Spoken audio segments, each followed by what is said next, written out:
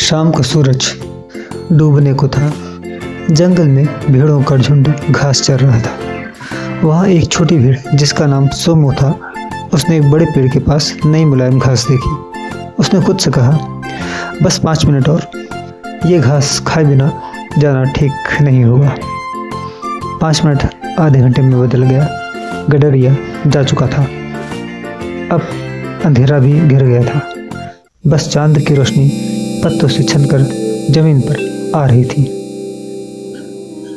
सोमू घास चरने में मगन था और जब आखिर में उसका पेट भर गया और वो चलने को हुआ तो उसने खुद को उस वीरान घने जंगल में खुद को अकेला पाया। कानों में सियारों और झिंगुर की आवाजें आने लगी थी। सोमू का दिल तेजी से धड़क रहा था। उसने खुद से कहा, अब तो मैं जरूर मारा जाऊंगा।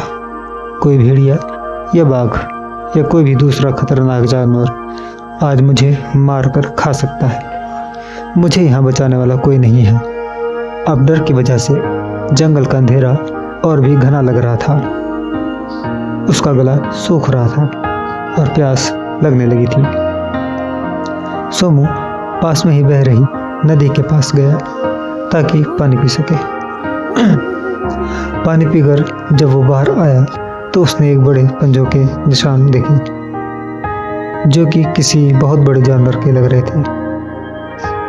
वो उन्हें बहुत ध्यान से देखने लगा, मगर जब तक वो कुछ समझ पाता, एक भेड़िया सामने आ जाता है। उसके चेहरे पर एक कुटिल मुस्कान थी।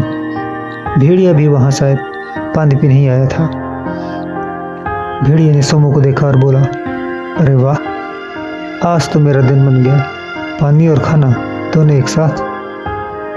वो धीरे धीरे सोमू की तरफ बढ़ने लगा, मगर सोमू बिल्कुल निडर भाव से वहीं खड़ा रहा और बोला, मुझे खाने से पहले एक बार इन पंजों को तो देख लो।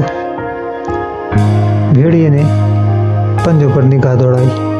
उसका चेहरा बदल गया था। ये तो बाघ के पंजों के निशान है। भेड़िया डर कर वापस भाग जाता है बिना एक पल भी बर्बाद किए। मगर ठीक इसी वक्त सोमू को शक्ति का एहसास हुआ और ये विश्वास कि अब इस पंजों के साथ वो सुरक्षित है। हर बार जब कोई जंगली जानवर आता, वो उसे पंजों को देखने के लिए कहता, वो डर के भाग जाते। उसका डर अब साहस में बदल चुका था। मगर तभी वहाँ वही बाघ आ जाता है। जंगल उसकी दहाड़ से हिल जाता है।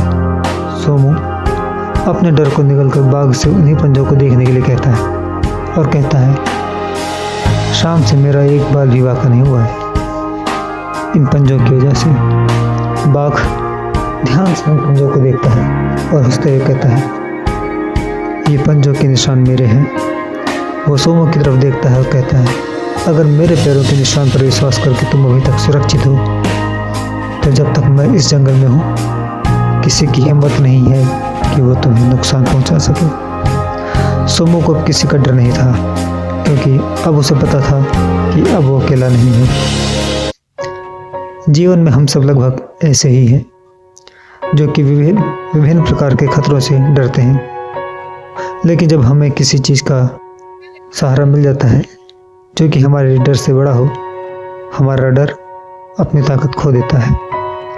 बल्कि बिल्कुल वैसे ही जैसे बाघ के पंजों के आगे सभी जानवरों की हिम्मत जवाब देगी, उसी प्रकार ईश्वर में विश्वास हमें मजबूती और सुरक्षा प्रदान करता है। अगर आपका विश्वास ईश्वर में दृढ़ है तो कोई भी मुश्किल ज़्यादा देर आपके सामने नहीं टिकती।